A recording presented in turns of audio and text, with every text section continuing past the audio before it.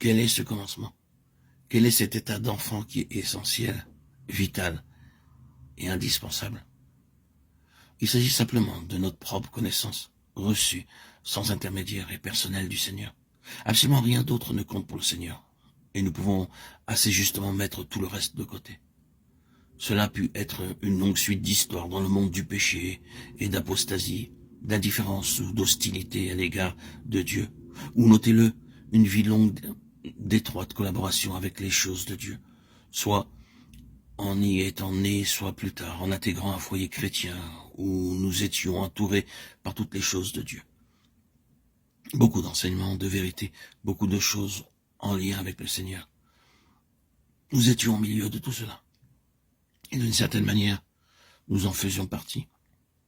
Pourtant, dans les deux cas, dans le monde rejetant Dieu ou au milieu d'un solide ordre religieux de choses, sans vraiment en être nous-mêmes, il n'existait aucune réelle connaissance personnelle et directe du Seigneur.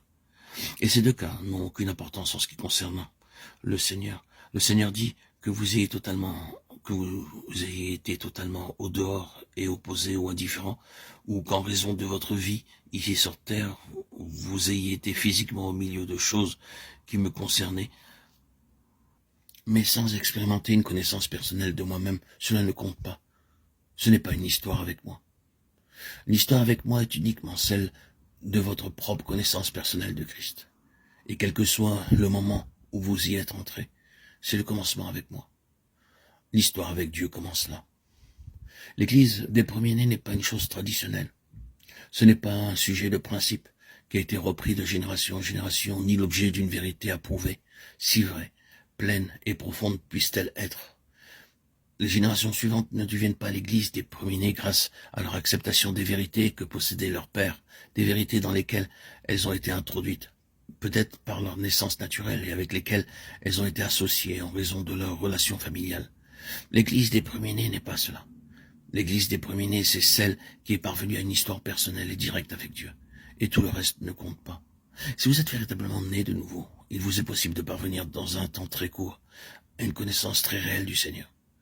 Mais si nous apportons ou essayons de continuer quelque chose ou adoptons un élément qui ne provient pas de notre marche personnelle avec le Seigneur, nous compliquons toute la situation. Ces propos, bien évidemment, vont à l'encontre d'un certain ordre et d'un certain courant, mais bon, d'un autre côté, de quelle valeur elle est, quel fardeau, quel revers une histoire peut être si nous l'autorisons. Bien sûr, nous pouvons aussi permettre à des années vides de relation avec Dieu de générer en nous beaucoup de détresse et nous faire ressentir qu'à cause du temps important perdu dans nos vies, nous ne pouvons jamais parvenir à aucune plénitude et nous devons nous contenter de très peu. Or, ceci est vraiment une mauvaise attitude et ce n'est pas celle que le Seigneur prend. Le Seigneur peut nous conduire à une grande mesure de la plénitude de Christ dans ce que nous pourrions appeler un temps relativement court, pourvu que nous adoptions son attitude à l'égard de toute autre histoire. Elle prend fin avec la croix du Seigneur Jésus, et l'histoire spirituelle commence dans une union avec lui dans sa résurrection. Cela donne à Dieu une voie dégagée. Puis encore dans d'autres cas, ô combien de fois l'éducation religieuse a été un obstacle. Grandir dans une atmosphère fébrile de choses spirituelles n'aide pas toujours. Remerciez Dieu pour toutes choses potentiellement utiles une fois que nous sommes sur le bon chemin et dans la bonne position. Mais avant que nous ayons notre propre connaissance personnelle de Dieu, tout cela peut être pour nous d'un grand fardeau, d'un grand poids, d'une grande mort et d'aucune utilité.